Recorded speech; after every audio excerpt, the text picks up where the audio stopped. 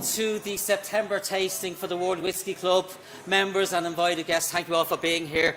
This is obviously an extremely special event.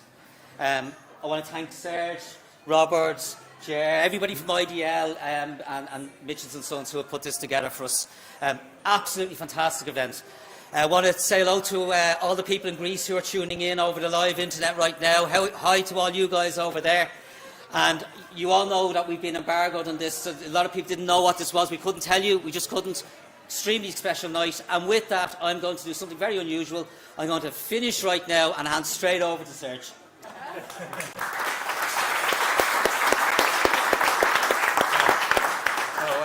Thank you, John, and thanks to John for letting us piggyback on his World Whisky Club event and hijack the whole thing. I'm immensely humbled by the amount of people that have turned up. So it means an awful lot to be able to share something that has been a dream for many years, and to be able to share it with people over a drink is something really special. So thank you very much from the bottom of my heart for joining us.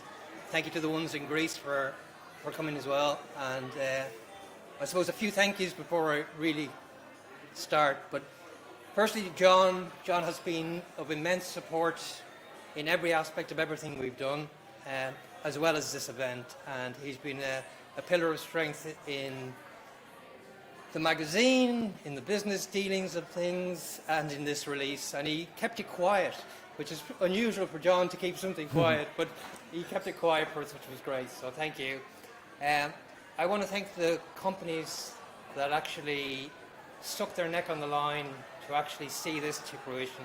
I don't know what they were thinking, but hopefully the liquid now measures up to the hype.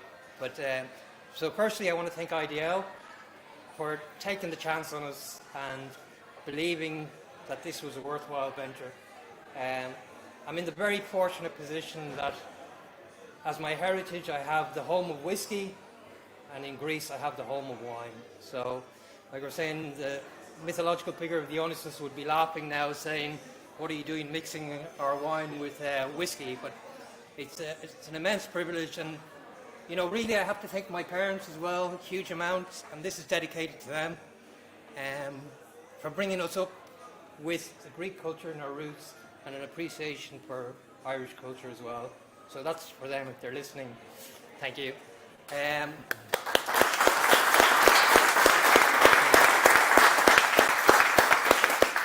I want to thank Jer in particular, who has been a supporter and a friend from day one, both on the magazine side and on this project side.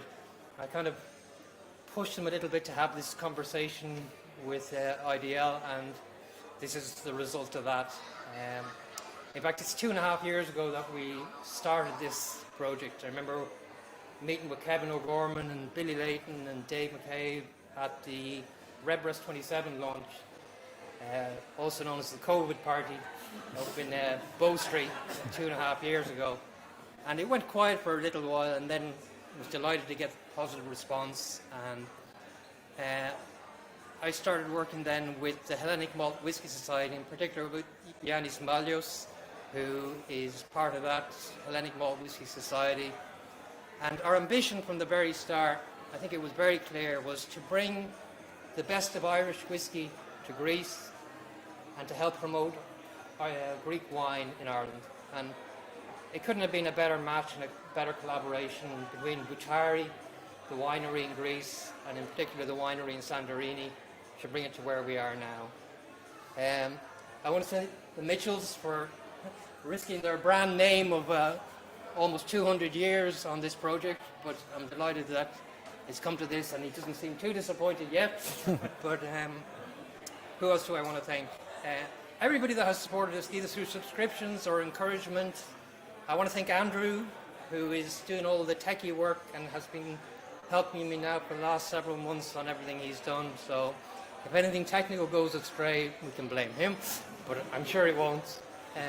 Catherine, thank you very much for coming up to visit us. It's an immense honour for you to be here for us, and under the circumstances, I know you're expecting in December, so best of luck with that. And who else have I to thank? That's it for the moment, and I'll leave it to you. Ger will be your commandeer. Thank you.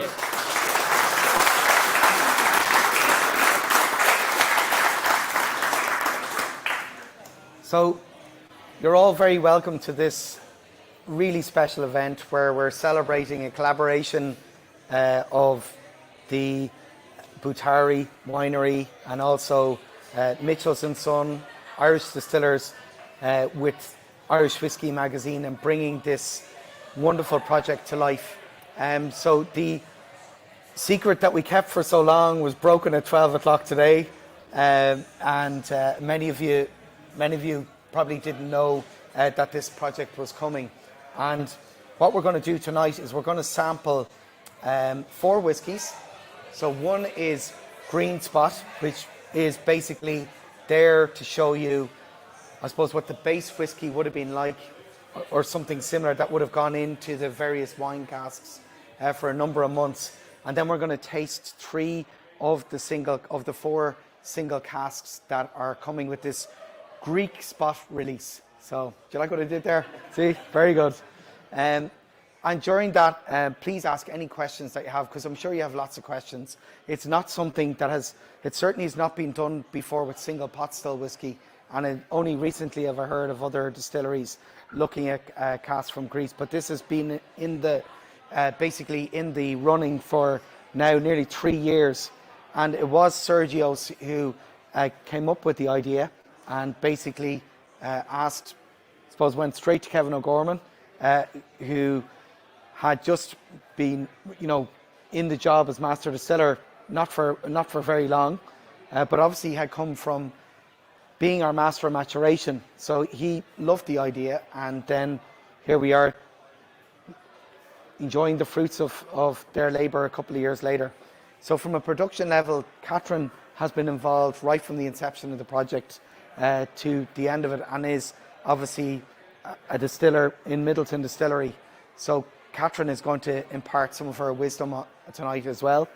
And then Robert is the 7th generation of his family to be involved in their business, Mitchell's & Son, and is going to tell us all about Mitchell's as they were in the past and as the company is now, and their involvement in whiskey bonding throughout the ages. So we're going to start off by tasting a whiskey, because that's what mostly expect that was going to happen tonight. We're going to start with Green Spot, as I said, and I'm going to ask Catherine to come up and essentially tell me, or help me to guide you through this tasting, and tell you a little bit about, I suppose, the makeup of the Spot whiskies, because they have a lot of commonality, and what defines each one of the Spots is essentially the fortified wine cask influence that's different in each one, and also the age. So we know Green Spot is roughly 7 to 9 years of age, and I suppose it's the influence from the sherry barrels, the Oloroso sherry barrels, that is the fortified wine that drives the difference.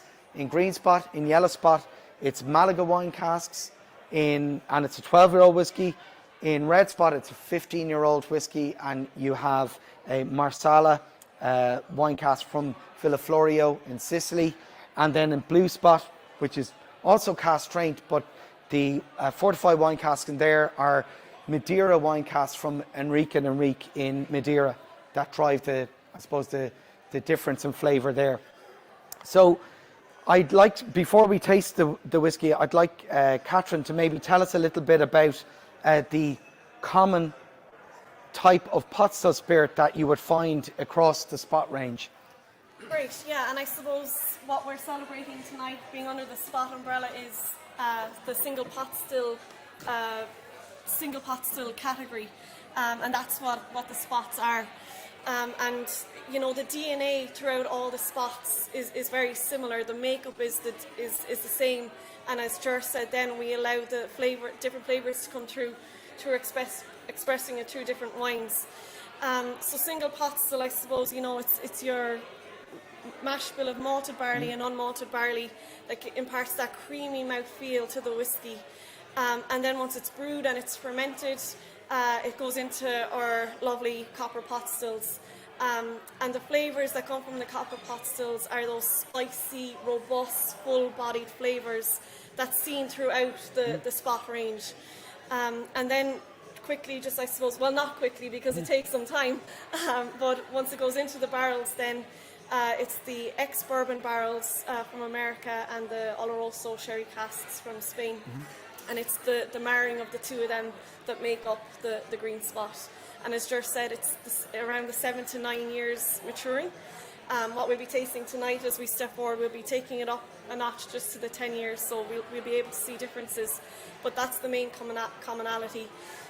We make it with a distillate called MMP, and it's MMP that's used throughout all the spots. Yeah, so you might just explain, there's three main types of pot still spirit made in Middleton, and the fourth type of spirit made is grain whiskey, but none of the spot range contain that.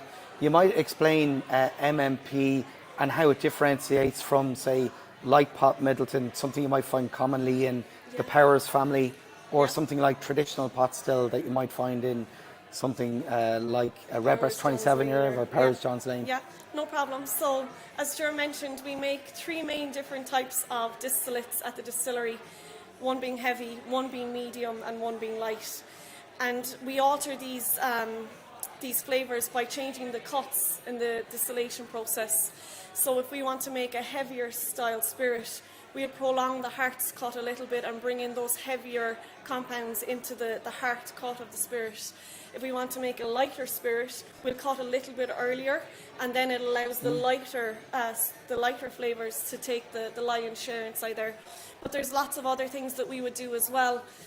We would change the charge strength going into the pot still. We change the steam flow rates. So by changing the flow rates, you're altering the reflux in the pot still. So there's lots of different things that make up our light or medium and our heavy. That's MMP is our Middleton mod pot, being our Middleton medium style. So apologies for the acronyms. Yeah, it's interesting because people, you mightn't realise that they all have distinct kind of profiles, and like with MMP, when it comes off the still, it tends to have a fruitiness to it, and it's coming off the still at 84.5%. It comes yes, off it's quite. You can still nose it quite comfortably. You can, and there are lovely fruits inside there, and they're the ones that we see all the way through to the end of Green Spot. There's the orchard fruits inside there. There's lovely spices that we usually, there's spices, but there's the spices from the pot still, and then of course you have your spices from the wood as well. So it's a lovely combination of all of that together. And before we taste Green Spot, which I see some of you are already tasting, I'm sure you're all familiar with it. You might just, tell us a little bit about yourself and your journey into work in Middleton Distillery, because people often ask me, how do I get a job there? It seems like an amazing place to work. Yeah, no problem. So I think it's 8 years ago. 2014 was when I actually joined Irish Distillers first, and I came in through the Irish Distillers Graduate Distiller Programme. So I studied engineering in University College Cork, and at the time a lot of my friends from college, we were all headed towards the pharmaceutical world or the biopharma world. But then with Middleton on our doorstep, a local facility with such a global reach, and distillation being the bread and butter of our course, we took a trip down there, and immediately I just fell in love with the place. The place spoke for itself. It's way easier to sell whiskey than the newest drug on the market. So I really wanted to work there, and I applied for the graduate programme. And then I suppose it was right timing for me because the micro distillery opened, and I was involved in designing that, which was really fun. And that then became our innovation and playground to make a lot of mistakes and then make things that actually worked as well and have been quite successful. And then following on from that, I moved up to the main distillery, working in the brew house, in the still house, and in the animal feeds plant as well. And then in 2020, I was lucky enough to accept the role of distiller, reporting into Kevin O'Gorman. So there's a fantastic team of distilling operations around us that are able to allow us to bring these products to life here, like tonight. So it's been a busy 8 years, but it's been a fantastic 8 years. Yeah, and Green, if we were talking about single pot still, which is you've been on that journey. You know, people who've come into whiskey recently, and I'm sorry, but some of you have been in whiskey for a long time, so you're very old, some of you, nearly as long as I've been in it. But basically, you know, the first of the new single pot stills, if you want to call this relaunch a single pot still, was Green Spot. Although Green Spot's been available from the Mitchell's family since the 1920s, which is, you know, as Mitchell's Green Spot, really it was 2010 when it was relaunched in this new bottle as the first kind of commitment to produce 2 new single pot still whiskies every year up to 2020. I think in the end they produced 33, so they far exceeded their two every year. But really, this is what really started this, I suppose, reanimation of single pot still. So it's really appropriate that we do taste this first of all, and it's a really fantastically put together whiskey.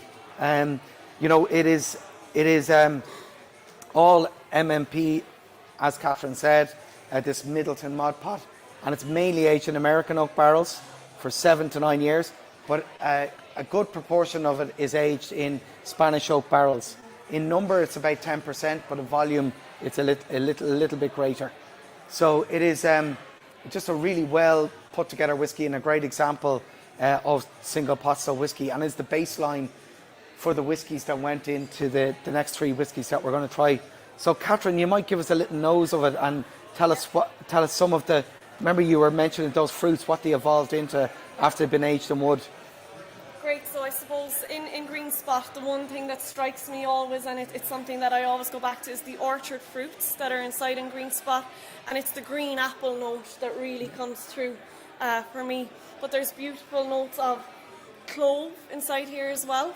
And what I really like is once you go back to it, and even when you add some water, a citrus orange note starts to come through. So it's very fruit driven, and then of course you've got the beautiful spices coming through as well from the pot stills, then married with your nice caramel and toffee and fudge flavours coming through as well.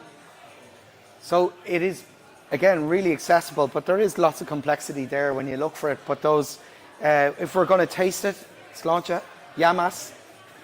No? All right, Yamas.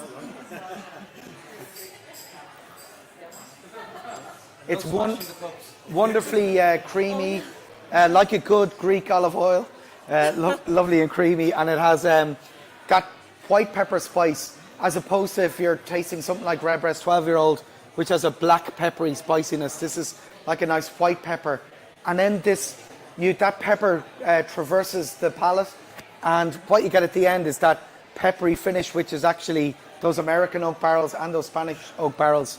And it's a compound called vanillic acid, which gives you this lovely long length in it. But again, it's a lovely balance between that spiciness, the creaminess, then also sweetness and the bitterness of the wood. Super well balanced, really drinkable, and those apple and pear notes, they really hang around the palate as well. And the finish is quite long for something that people will call an entry-level pot still. But it's really well put together. Even for pot still, although it's very complex, it's quite delicate, and there's a lot of finesse with it as well. We'd always say if someone's introducing themselves to single pot still whiskies, Spots, and especially Green Spot, is a lovely one to introduce yourself into, because it is delicate and it has that nice bit of finesse. Yeah, it's again a really well put together whiskey, and it's 40% ABV, and it's non-chill filtered. It doesn't say it on the label, but it's actually non-chill filtered. And the reason I found that out was by going to Fox and Geese, and basically the lad said, no, we don't chill filter that. So just for your own knowledge, it's non-chill filtered, even though it doesn't say it on the label. So it's a great whiskey, a good starter. Is it the first time any of you have tried it in a while, or do you? Yeah, well, that's because you're all drinking fancy stuff. That's the problem. So I'm not complaining. That's great. That's great. We're doing our job right if you're drinking the fancy stuff. So what we're going to do now is, as we can see at the bottom of the label here, it says Mitchell and Son, and the year 1805. And as I mentioned, we're joined by Robert Mitchell tonight, who's the 7th generation of his family to be involved in a family business, and they're 135 years in the, I suppose, the bonding and alcohol business. So, Robert, I might ask you to stand up, and Catherine, thank you very much. Good evening, everyone. So, Robert, I'd love to ask you about, like, your family have been in business over 215 years, and then in the alcohol business for 135 years, legally in the alcohol business that's for right, 135 years. Well So done, you might tell us a little bit about yourself and your family's business. Yeah, sure, yeah. So, well, our story starts in, as you say, 1805. Yeah. A lot of you probably know this story, but I'll refresh your memories anyway. But we started out business not too far away from here, down on Grafton Street, where the current building is. That is McDonald's. Yeah. Believe it or not, it was where Mitchell's was. Everyone knows it, at least. And that was 1805, and for most of the 1800s, we ran a bakery, patisserie, sort of cafe shop, a bit like Bewley's back in the day, a place for people to go for afternoon tea, coffees, and things like that. There was no wine or spirits or anything in those days, and we started off there in 1805 by William Mitchell, and as we progressed through the years, we got up to the late 1800s. Our family decided to buy the building at 21 Kildare Street, where a lot of people would know us from, which was the former Provost of Trinity's residence when they were in Dublin. So we actually, for a period of time, we actually had 21 Kildare Street and Grafton Street at the same time. But as I say, we moved up to opened 21 Kildare Street in 1887, and as you were saying, that's when we got into the importing of the wine, casks and Madeira, port, etc. And in those days, we would have imported all those wines and products in their actual casks itself, and we would bottle the port sherry, Madeiras, and wine using the glass bottles from the glass bottling plant in Ringsend when it was, and we would label it, and both in Kildare Street, and we also had the cellars there in Fitzwilliam Lane where we did a lot of the whiskey bonding. So when you bottle all these Madeiras and ports and what have you, you're going to have empty casks, aren't you? So we made an agreement with the Jamison family at the time that we would become whiskey bonders, and we would send our empty casks, horse and cart, down to the distillery there in Dublin, and they would fill it up with the whiskey distillate, and we would bring it back and we would store it under the lanes in Fitzwilliam Lane, right beside the Marion Hotel. We've been there a couple of times, they're still there, and we've launched a couple of other spot whiskies down there, and that's where it all started. And all the barrels are laid on their side, and easy, very simple way of identifying the different whiskies was with the daub of paint of green to indicate 10, yellow would indicate 12, red was 15, and blue 7. So it was a simple way of doing it, and it worked. And the first one made obviously was green spots. We had yellow, red, blue, all going at the same time, and to bring you through, a lot of the ones dropped by the wayside, except Green Spot. There's the one that has been continuously going, not coming off the market at all. And I suppose up to when the distillery closed and the operations in IDL moved down to Cork, that was the key moment where we may not be here today. you might explain how Mitchell's managed to have continuity of supply and other bonders and wholesalers didn't.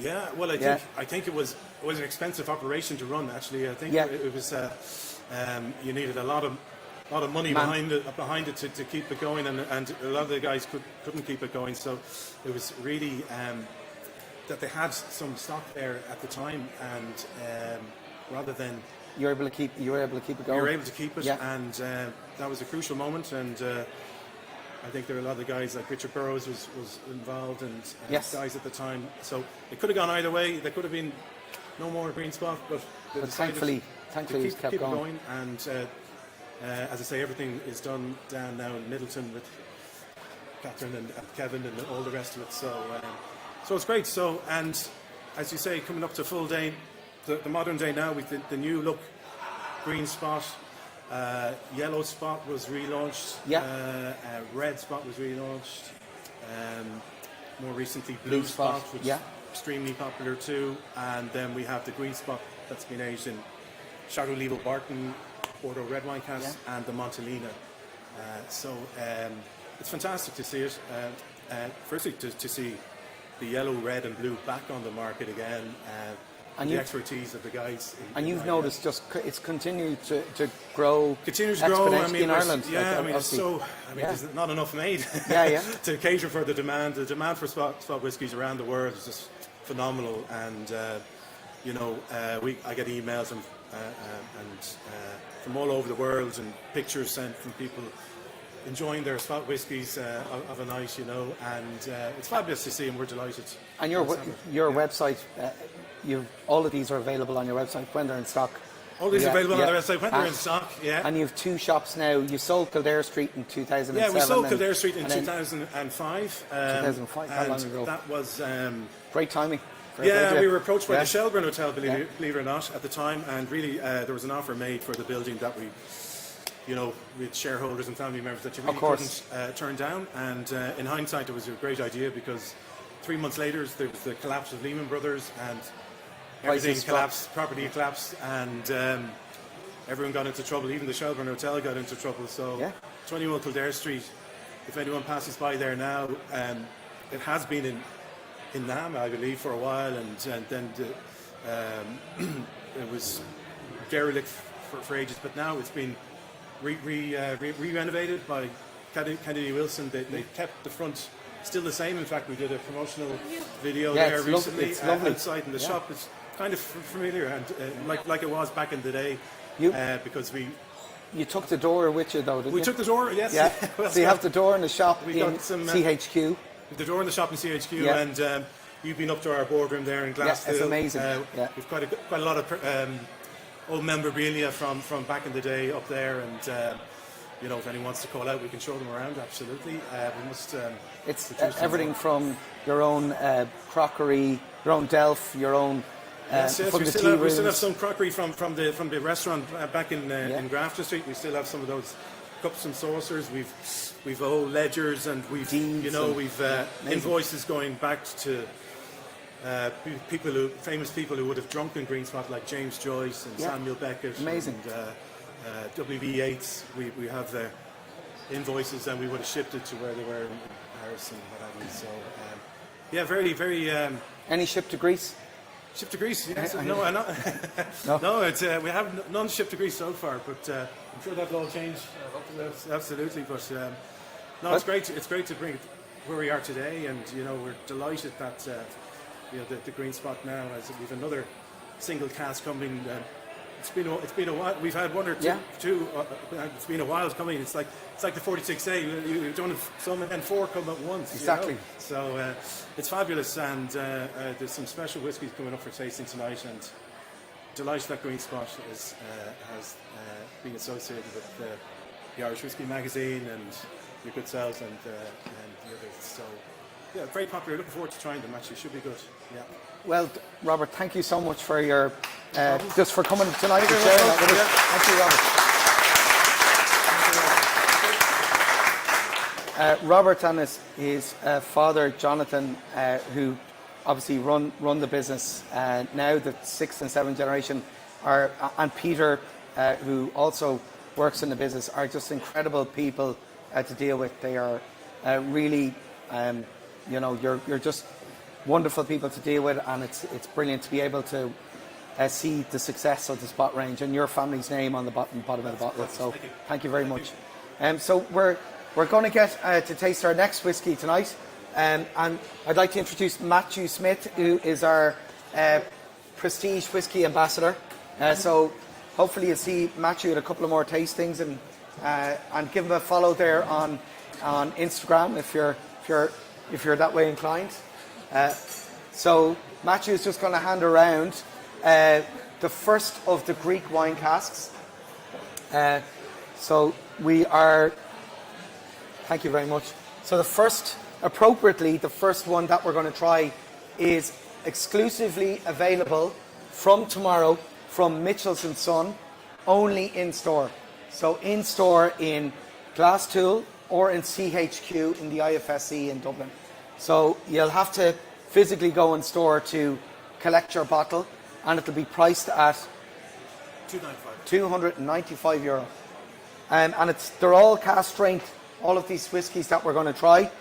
But while Matthew and Suzanne are handing around the whiskey, I'm going to ask Catherine to just stand up and tell us a little bit about the relationship between Boutari, which is the producer of the wines that seasoned the casks that we used to finish these whiskies in.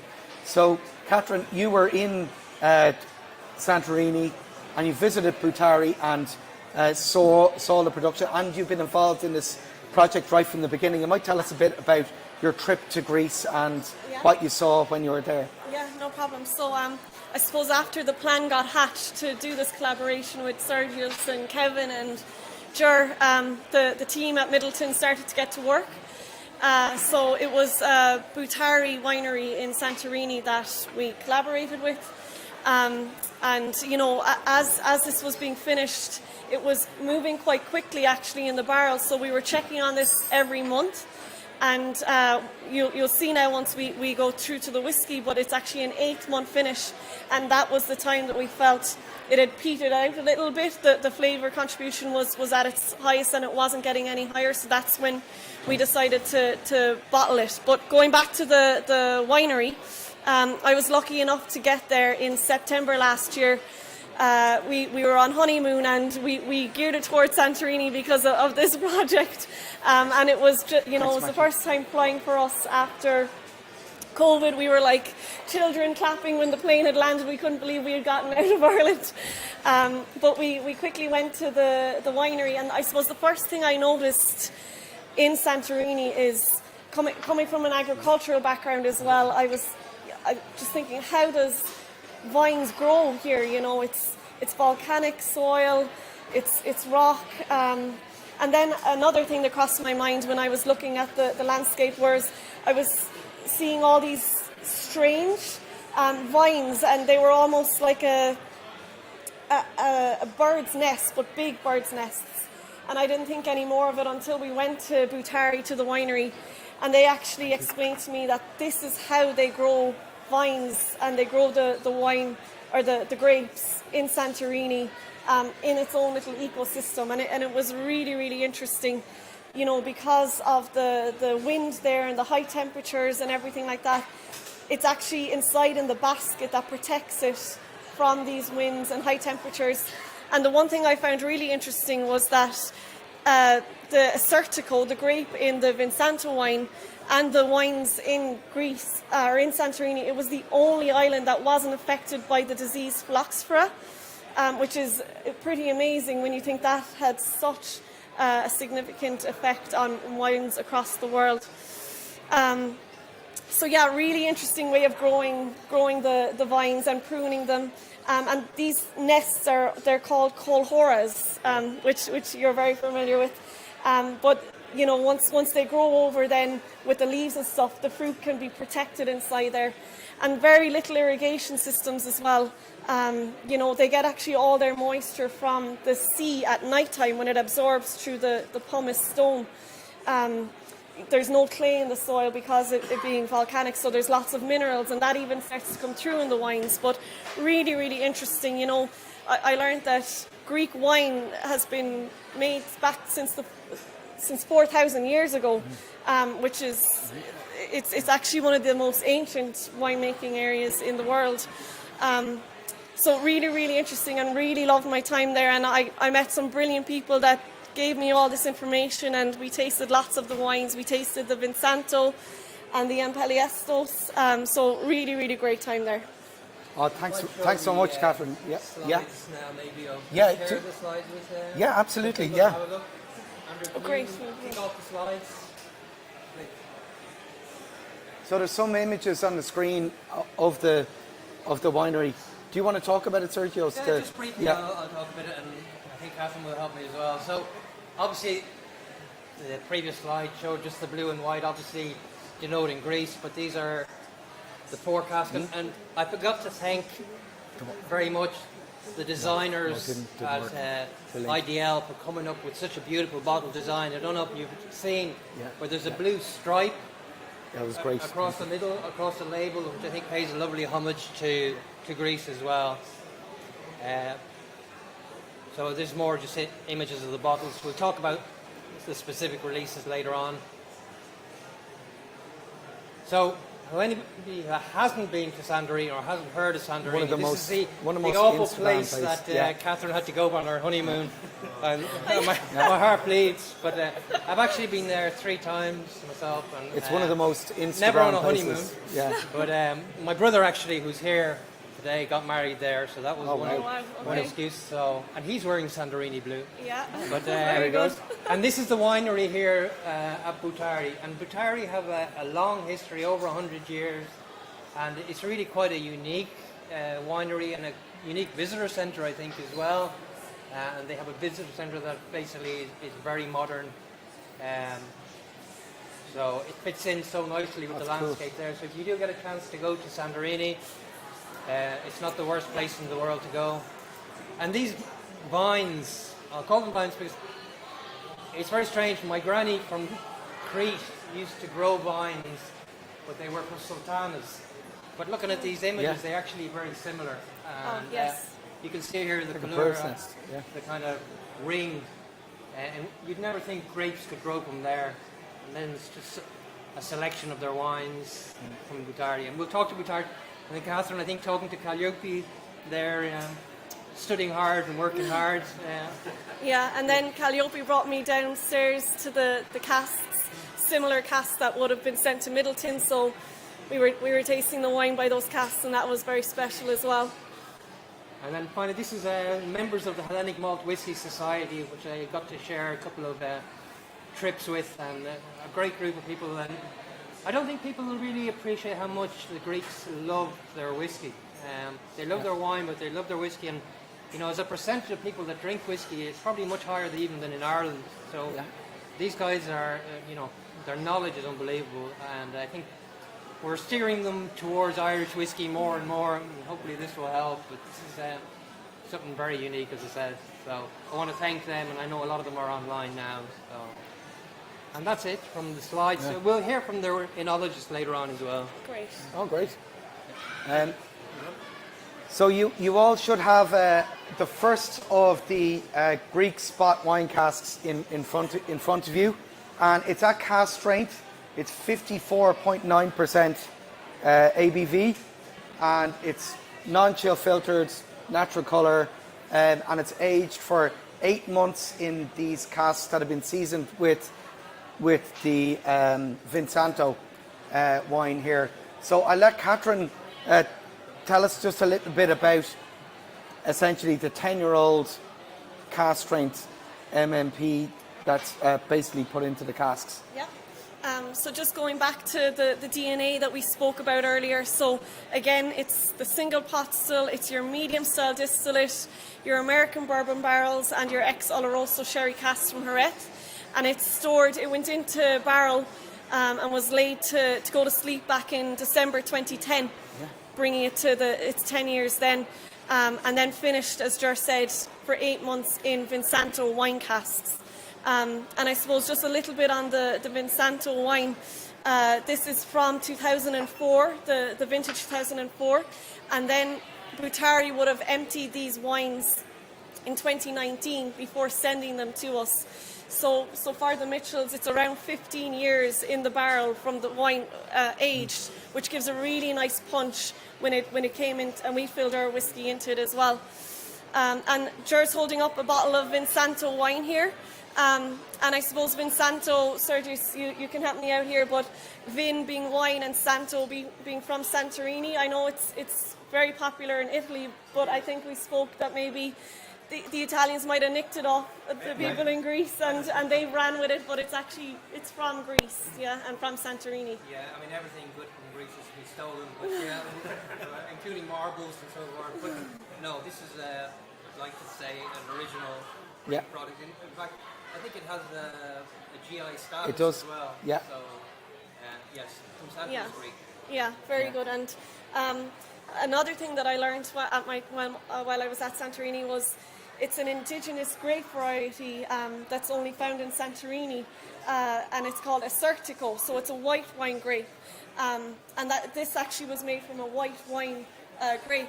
So it's 80% Acertico, which is a dry, fresh white wine, and 20% Adini is the other variety. But this being a dessert wine, it was left after harvest to sun dry for 15 days out in the sun, and that's when the sugars start to build and the colour gets brought in then through fermentation. So it's interesting that it's a white wine grape that makes up the Vinsanto. It's a dessert wine. It's a dessert wine, yeah, and there'll be a little bit. Yeah. Like it's still only 12.5% ABV, so but it's like it really carries through into the whiskey. So I'll pass this around so you can all just have a little nose of it. Please don't try and drink it; it'll ruin your palate for tasting the whiskey. Drink it after you've tasted the whiskey. But if you nose it, you'll really see the correlation with this flavour that's carried through. Yeah. And as Catherine said, it's 8 months. Is that right? That they were in the Vinsanto casks. Exactly. And they're made from French oak, as most wine casks tend to be. Correct. Yeah. So it's as Ger said, it's a tight grain French oak that Boutari use, and we were delighted when they started sending them over to us. There was a few casks and one being the Vinsanto from 2004, which is the first one we're tasting here now. So when the medium pot still distillate comes off the still, it's 84.5%, but we reduce it down to 63.4% for cask filling straight to maximise interaction, and to have that reaction inside, and also to reduce, I suppose, evaporation and reduction. So that's the strength we fill our casks at, and then other people have other strengths, but that's what we fill pots still at. And then it would have come down just through natural reduction over those 10 years to maybe late 50s, and now it's down at 54.9 in this case. And the Angels took their share of it in the meantime. So yeah. So how many bottles, Catherine, did you say there is of this cask? There's so of the Mitchells, there's 312 bottles of the Mitchells edition. So 312 of the Mitchells, and each have a different, basically, a yield, as we call it. So each cask is a different yield. Yeah. Yeah, and basically, I'm going to ask Catherine again if she wouldn't mind nosing and give us some of those flavours. And again, when you've, I suppose, tried the Vinsanto cask or nosed the Vinsanto wine, you'll see that correlation. Yeah, great. So on the nose with the whiskey, the first thing that strikes me here is this raisin dried fruit note. It's almost an explosion of dried fruits, but the raisin is really coming through for me. But there's lovely notes of dried fig as well. And another thing that was picked up when we were tasting the wines, especially the Vinsanto wine, was a honey note. And their golden honey note is really coming through here as well. And then, of course, you've got everything that it's built on it. There's the spices. So you've got your influences from the sherry, which are dried fruits as well. So you've got your dates and your prunes and sultanas. But it's the forefront for me is the raisin and sultanas note. And really, again, when you nose the wine and then you get that the whiskey, it really does carry through. Yeah. And then if we're going to, you can see the rich colour that Catherine talked about, contributed by the European oak, both the French oak and the sherry barrels. If we have a little nose of it, again, there's this spiciness which is quite mellow considering it's at cask strength. Very true. Yeah. And feel free to add some water to this. It opens it up a little bit more as well. And that's the nice thing about it being a cask strength. It allows everyone to add their bit of water to get it to the right strength that they like to enjoy it at. So let's have a little taste. Llamas. Yeah.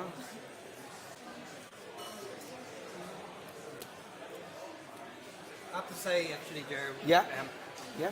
one of the most exciting parts of the whole project was the fact that every 2 months we would get a sample drawn from the cask, Yeah. and it would arrive, and the first ones I thought were a little bit ropey, and then things started improving, and then by the third it was really, I thought it was there, and then I said, let's not touch this anymore, and then we went to the fourth, and it takes real skill to pick out when is the right time to actually say, yes, this is ready. So there's a lot of nerve amongst the blenders there and distillers to actually say, yes, it's good to go now. But that was one of the highlights, was the journey to actually get to here. And because this was an experiment, they'd never used Greek wine casks before, it meant that, Catherine, you were going and literally into the warehouse and taking samples every 2 weeks. Yeah, Is that right? It was around monthly that we get in touch with Sergius, and we come around and nose them and everything like that. So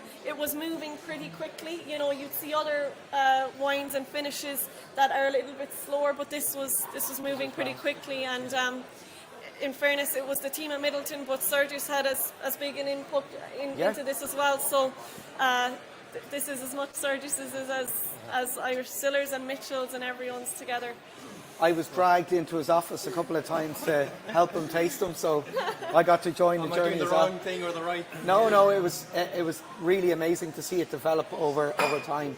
Yes. The way it seemed And to. they all developed at different pace. Yeah. As well. That was, I thought. They're all different. Yeah. But I think you agree when you taste this how I suppose balanced it is from the point of view of you expect a big kick from the cask strength whiskey, but it's actually very It's subtle onto your palate. Again, that white pepper spice is in there in the background, but you get loads of fruit. There's vanilla and fig, which I get on the palate. And then the length is, there's a lovely kind of structure at the back of this wood spice, but also kind of a lovely tannic type note, which seems to like have that structure at the back of the palate as well. And the length is, surprisingly quite long and evolving all the time.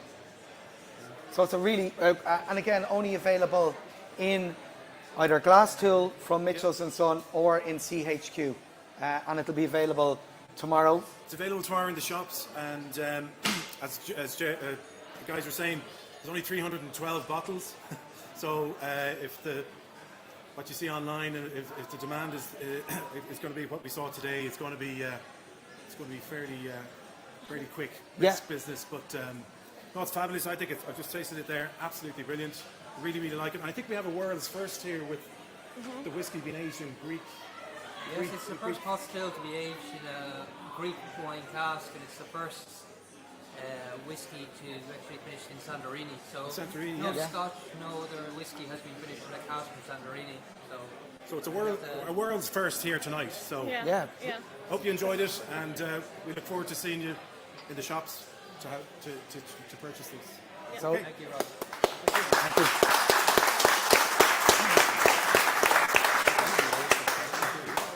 So our third whiskey and the second of the Greek spot wine cask series will be available.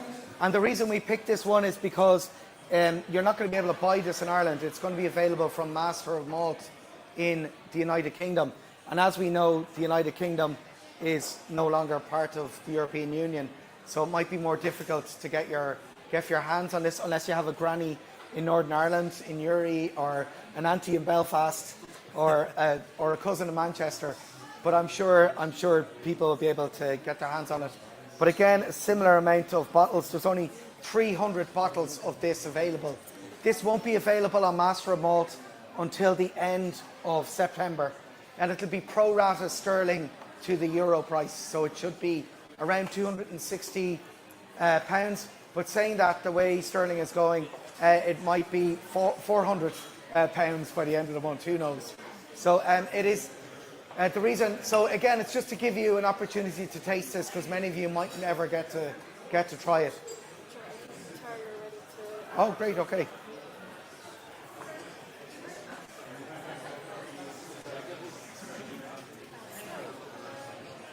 So, Yeah, brilliant. Thank you very much. are they going on now? Sorry, just sit there. Are they ready to go? Yeah. Okay. So we're gonna be, while you're enjoying that, and then we'll do the tasting notes of it afterwards. But while you're enjoying that, we're joined by representatives from Boutari in Greece. Yeah, so by the powers of technology, we're bringing in Lenya and Vasilis from Boutari Winery, and they'll talk a little bit about their business and the history of Boutari and how this project came about. So you're very welcome. Hello everyone. My name. We're really excited and happy to participate to this event, even online. My name is Lenya Boutari. I'm the fifth generation of the Boutari family. I'm working in the marketing department of Boutari Wineries. And I will introduce to you a little bit of what we are doing in our wineries and our history. And then I will defer to Vasilis to talk about more the technical aspects of the project. Boutari has been operating since 1879. My grandfather started selling wine in northern Greece in Nausa, and he was the one who bottled the first Greek red wine called Nausa Boutari. Since then, my family and has worked on many regions in Greece, in the most important viticultural regions in Greece. Invested in these regions where we saw that there was a lot of potential. And we now have 6 wineries in the most important winemaking regions in Greece, which is of course Santorini, where we've got the casks, Mandinia, Attica, Crete, and Humenissa and Nausa. The winery in Santorini started operating in 1989.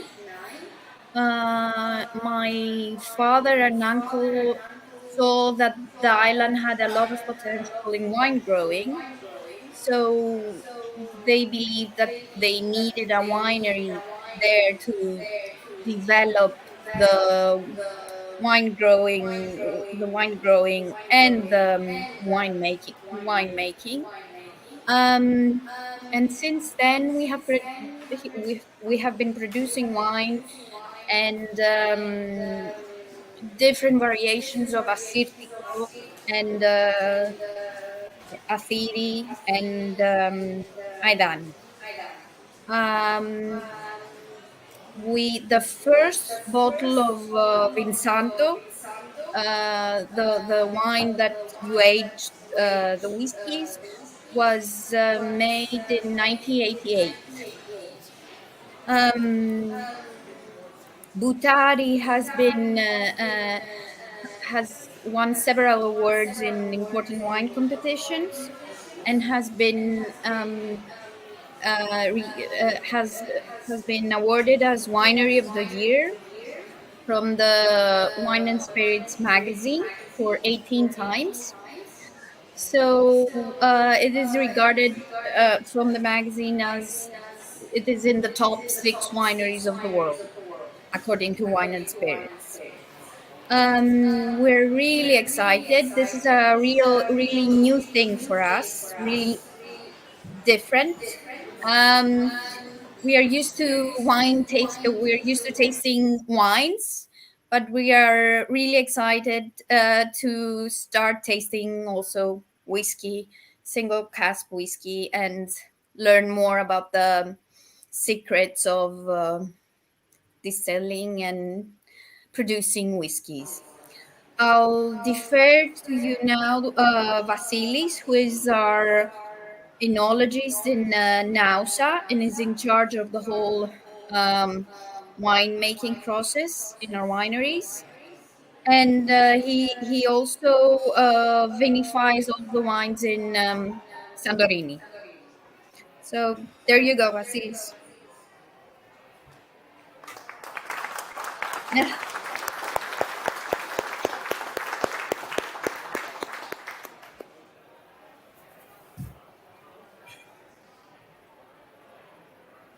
You're on mute. Hello, my name is, Hello. thank you, Lenya. My name is Vasilis. I'm the chief winemaker for Boutari wineries. So I'm in charge of the winery in Santorini, and I'm very excited for this project as well. I wish I was there with you to have this grand tasting, and such an interesting tasting that you have going on there, because you're comparing the untreated sample with the samples that have the influence of our wines. So basically, the island of Santorini is a unique place to grow vines. It's a volcanic soil. So imagine an island in the middle of nowhere with nothing growing on it but these beautiful vines, mainly from the variety Assyrtiko, which is a Greek white variety, produced trained in woven baskets named coulures to protect the vines from the harsh environment. And another reason for the woven baskets is that they are like natural collectors of moisture. So the vines get their water because they're so stressed. They get it from this specific structure that absorbs the moisture and keeps it inside and lets the vines have just the little water that gives them this unique quality. So generally the yields in Santorini are very, very low. Grapes are producing around 2,000 kilograms per hectare, which is really low compared to the mainland where we have 10,000 kilograms per hectare. So all these wines produced in Santorini are very, very quality orientated with such low yields. And another thing is when you're making Vinsanto and you are sun drying these grapes, it's actually crazy because you have such a low yield, and then you sun dry the grapes, and then you get even less yields because the berries are shriveled and you lose a lot of weight. But as you can see, and if you taste also the wines on their own, we have a unique experience of sun-dried aromas of the grapes. As you mentioned, figs, the honey is definitely there for Vinsanto. Also, there is a hint of straw. I don't know if you can get that in the whiskeys you're tasting and you're smelling. But it's really exciting. And also for just a few words for the Abellastos, which is from a red variety, Mandilaria, grown on the island as well and in many islands of the Aegean. This variety is a red variety which produces a lot of color. So you will see that the color will be much different, much more darker hues, and also gives much more roasted flavors when you sun dry the grapes of Mandilaria. So thanks to everyone that joined for this project. We're very excited, and I hope you guys love the final touch and the final product. Thank you.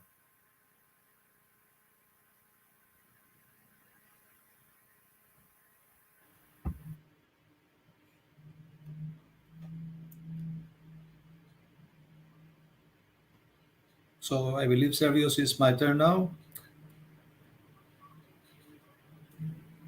Who is from the Hellenic Malt Whisky Society and who has been of immense help in bringing everybody together as well. So, Yanni, take it away. Thank you very much, Sergios. And thanks to all participants there, our host, the Global Whisky Club, Mrs. Family, Irish Distillers. My name is John Malios. I am one of the founding members and administrator of the Hellenic Malt Whisky Society. We met with Sergios about 3 years ago. We discussed about his dream about exporting the sense, the color, the feeling of Greece, mix it with whiskey, and create something special and unique. So from the first time that we discussed this one, we believed and we wanted to make it happen. So this is actually why we're here for. The rock star is not P, it's not Lenya, it's not Vasilis. It's the wine and the spirit inside the bottle.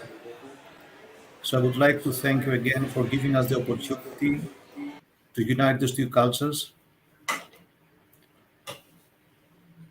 Sorry, I cannot hear you.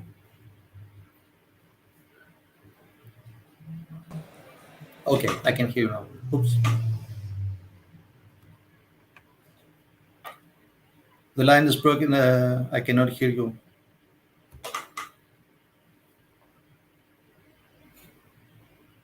Do you hear me now? Now I can hear you. Okay. Yeah. So I just want to thank you for all your help you gave us, John, for everything and the warm welcome that I was given there by the Hellenic Malt Whisky Society. You're going to have to change the name to the Hellenic Pot Still Whisky Society. I will ask the members. But look, thank you for your help, and I wish everybody there the opportunity to taste this fantastic whiskey. Thank you very much, Sergios, for making this happen. Thank you very much, Sergios. Thank you.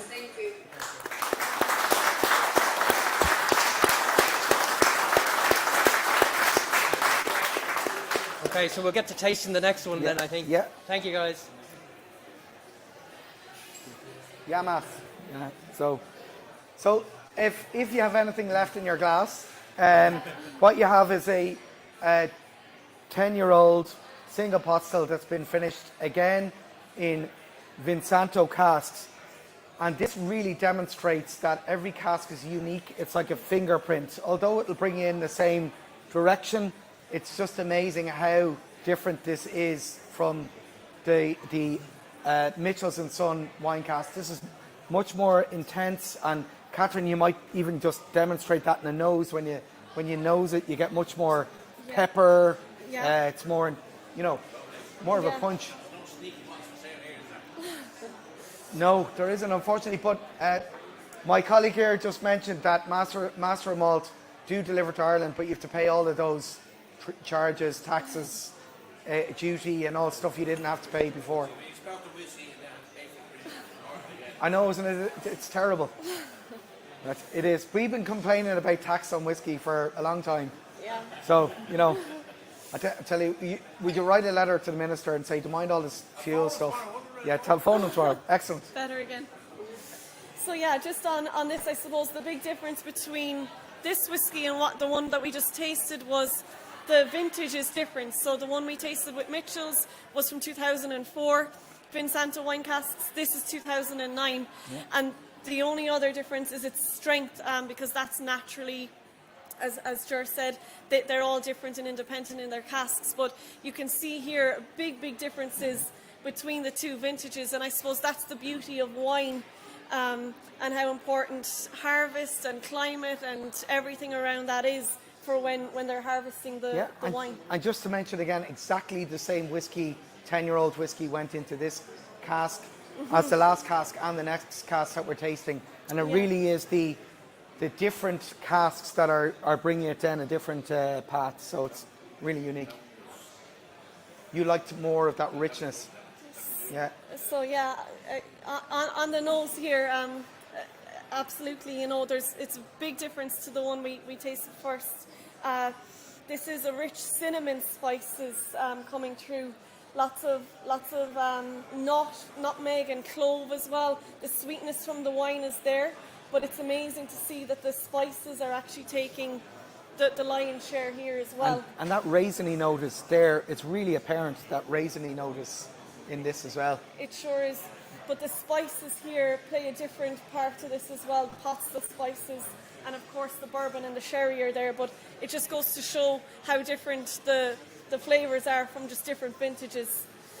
And let's have a little taste of it. I know many of you have already tried it, but it's 55.4% ABV. Yes. So 55.4%. Again, natural colour, non-chill filtered as well.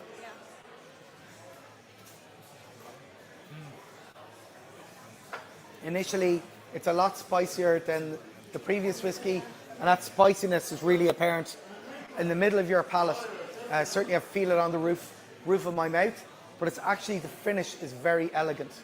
So you expect that, that to carry through to the end, where is the other whiskey which was much more lighter and fruity. It tended to be that spiciness travel across the palate. It seems to just stop in the middle of your palate, and then there's a nice, fine, elegant finish to it. I really get a lot of vanilla on the palate as well, which wasn't so much in the last whiskey. And that fruit is ever present. It's a lot more of a kind of a dried fruit or stone fruit type character, like raisins and like all from the Santorini wine. overripe plums or that sort of type note to it. So really different, but again, exactly the same whiskey that went in for 8 months, but a totally different result. Great. So that's the Master of Malt whiskey. And again, feel free to add water, because it opens up another dimension and other flavours. You don't have any left, is it?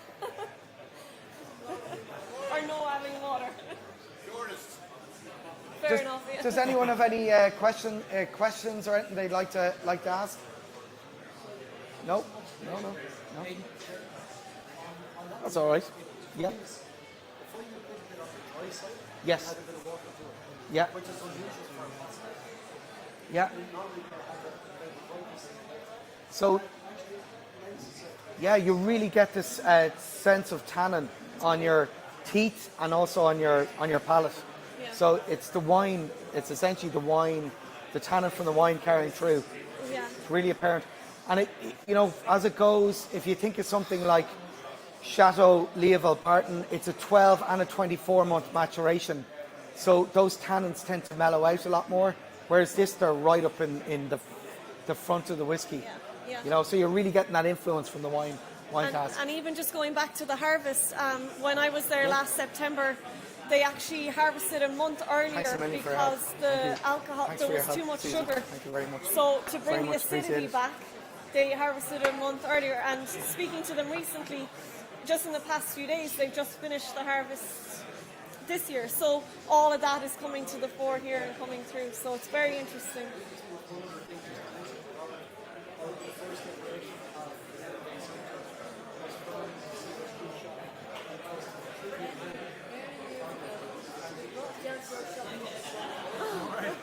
And it was Vinsanto.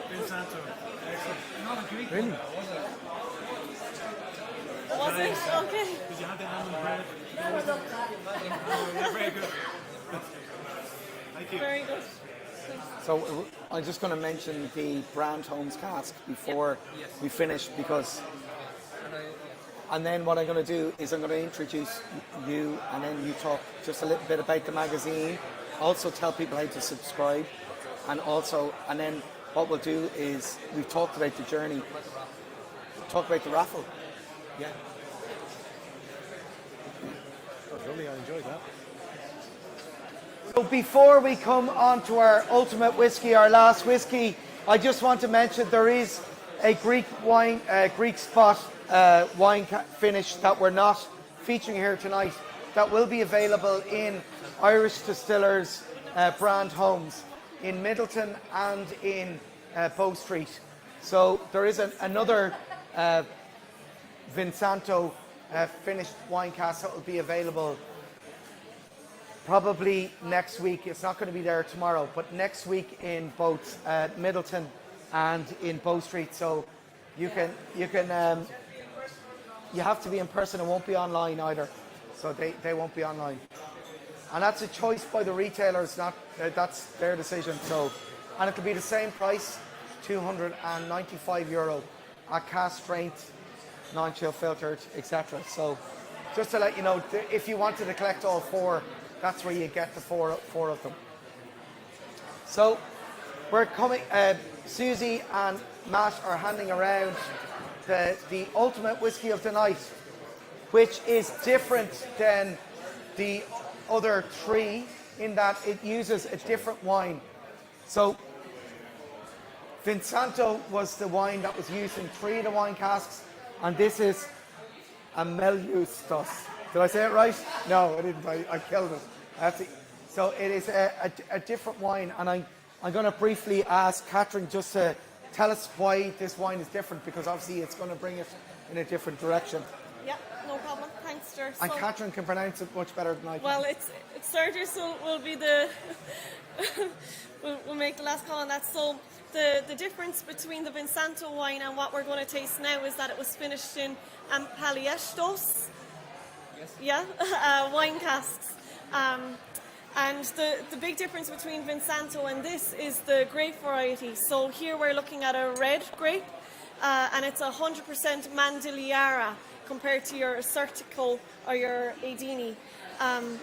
So again, it's a sweet dessert wine, but different flavours coming through that are imparted into the whiskey. This is from 2003. It's not stated on the bottle, but it's actually from 2003. So it's around 16 years aged, the wine is, before it's emptied, and then we fill our whiskey into it. And there's only 240 bottles of this particular whiskey. So, and I'll let Sergio explain, but it is only available to subscribers of Irish Whiskey Magazine. And Sergio, so you might tell us how people would, I suppose, get their hands on it. Okay. So not to be a hard sell, and it wasn't meant to be a hard sell. So this is Ampaliestos based whiskey. It is different to the other ones, and one of the things that we wanted to do with this release is to say thank you to those that have supported us through their subscription and taking out support for the magazine, because that means an awful lot to us. It means we can continue doing what we're doing. Obviously, we depend very heavily on our advertisers, of which IDL are the largest and the most facilitating, without ever asking for a single thing in return. I really have to say that. I mean, we have advertisers and they say, when is our article coming out and so forth. We don't do that, but IDL never even asked for anything. They were very forthcoming in their support. They understand the big picture of where Irish whiskey is, and I think we do owe a huge amount of gratitude to what they have done for Irish whiskey, and I'm delighted to see that they're expanding and the huge investments going in and continued growth in the operation. And with the staff that are there, it's no surprise, but to take risks like this with something so successful already is a testament to what they're willing to do to actually push the barriers further. So a massive thanks to them. Similarly with Boutari as well, taking the chance, and with Mitchell's. But I suppose this whiskey, we looked at all the different combinations of barrels that came and all the casks, and we know for sure that there has never been a whiskey finished in an Ampaliestos cask. And I would say 90% of people haven't heard of Ampaliestos before. But it was just a note for me that really triggered that it was so well balanced and so complex and rich that I was questioning myself, because in my own head I wanted to be Vinsanto, because I knew Vinsanto, the name was well known, but, and then this appeared and it kind of blew my socks away, and I was really delighted with it.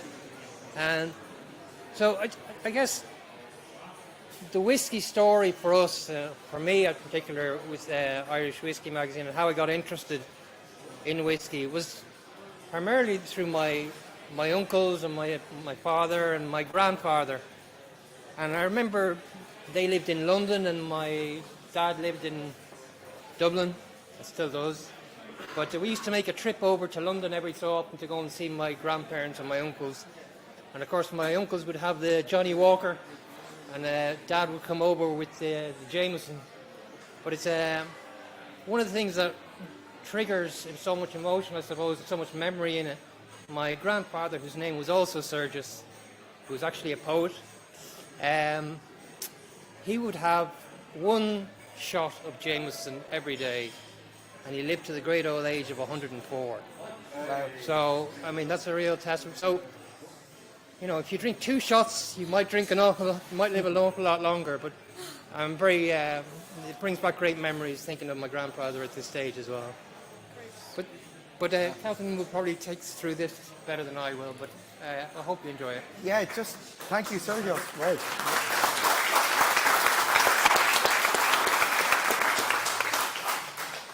So this whiskey is 52.6%.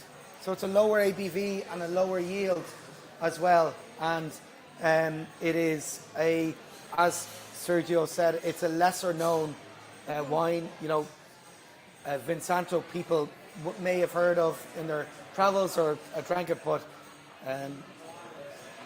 Ampeliustos is something that people stop laughing at me. So, you know, but it is true. I can't pronounce anything in Greek except Yamas. That's about it. That's the extent of my Greek, But I'm delighted to have been involved with Sergio's in this project since the beginning, and I'm delighted for him. Because I know that how passionate he is about Irish whiskey, and the quality of the magazine that he publishes is, you know, really top drawer. The articles, the finish on it, and it has been a great. I take great pride on being his friend and in being part of helping him bring this wonderful project to fruition. So, you know, Yamas. Yeah. So,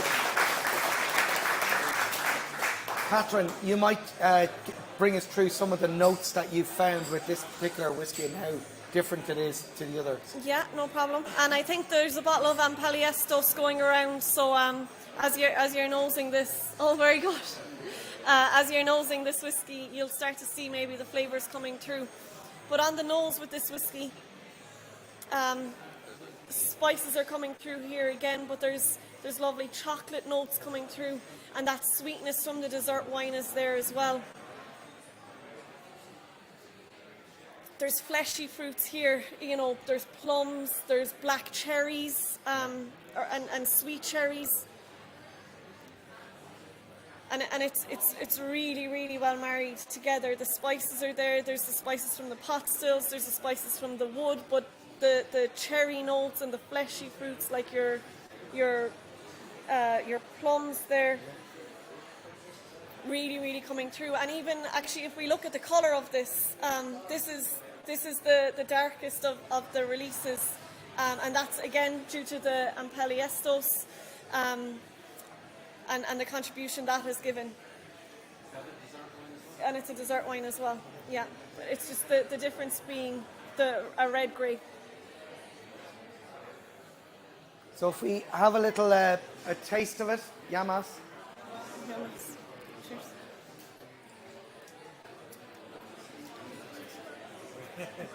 So the spice and the fruit in this really complement each other. So you get loads of fruit and a lovely kind of more of a black peppery type spiciness on the front of the palate. And there's that vanilla, but there's also a kind of fades away to chocolate. Yeah. Chocolate in the background. The tannin is finer than the previous two. It's much more of a red wine tannin, yeah. But it's soft. And there's a lovely kind of spiciness in the middle of the palate as well. It's almost juicy It's juicy. like yeah. mouth-watering. It gives you that nice effervescence and mouth-watering in the middle of your palate. Yeah. So there's quite a lot of complexity in it, There is, really. and again, it's been finished for 8 months, so that's the commonality across all of the whiskies. So for finished in 8 months, there's lots of differences here as well. Those berry notes are coming through as well. Those fleshy, fruity notes coming through. As Ger said, it's mouth-watering. I haven't tasted this whiskey in over 5 months, unfortunately, but I remember in my notes that was it. There was a lovely finish to this whiskey. Yeah, it's really, it's class. No, I would say my 2 favourites of the night, of course, are Mitchell's and Irish Whiskey magazines, because they're here. But also because they are definitely standouts. They're fantastic.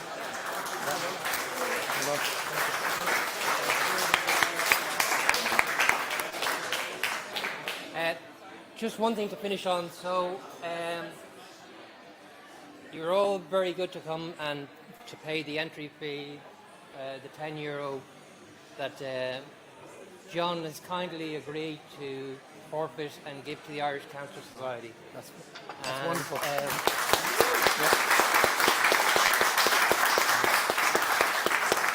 Obviously, those of you that know me and know John, it's something very close to our heart. And what we have is we actually have a bottle here for raffle. This is the Embellish Dos. John, I think, will pass out raffle tickets.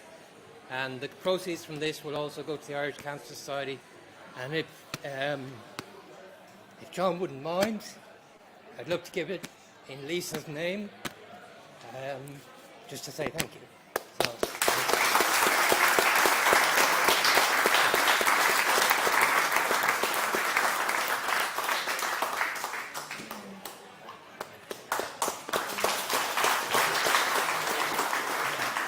So before we finish up, we've got to do the obligatory thank yous to everyone.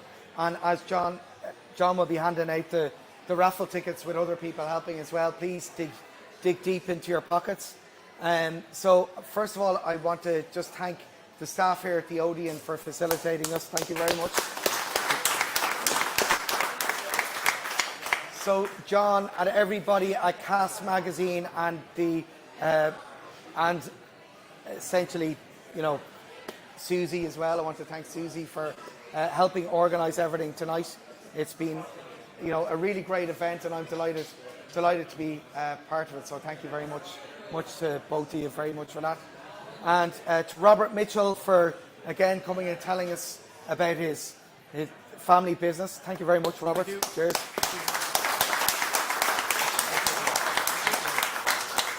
And Catherine for travelling up from Middleton today to tell us all about your experience. And last but not least, I want to thank Sergio's again for being coming up with the idea for this wonderful, these wonderful whiskies that we have here now today. Yeah, thank you, Serge. Yeah, well done.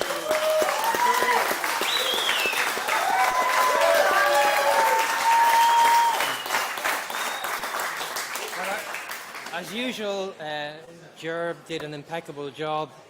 He's not, the world's best whiskey ambassador for nothing. Thank you very much indeed. Thank you very much. Fantastic job. And thanks you to everybody. It's just a dream come true, so thank you.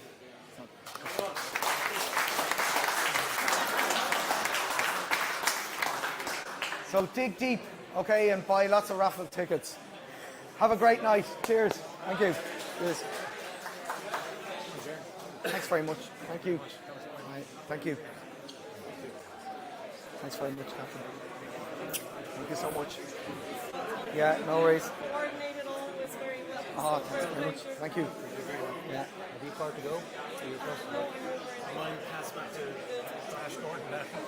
I'm going on Friday. It's got another one. I told him you weren't available on purpose. I'm going to go there and do it and get straight back at it. Yeah. Yeah, he was saying, I didn't get a launch and everyone got a launch. And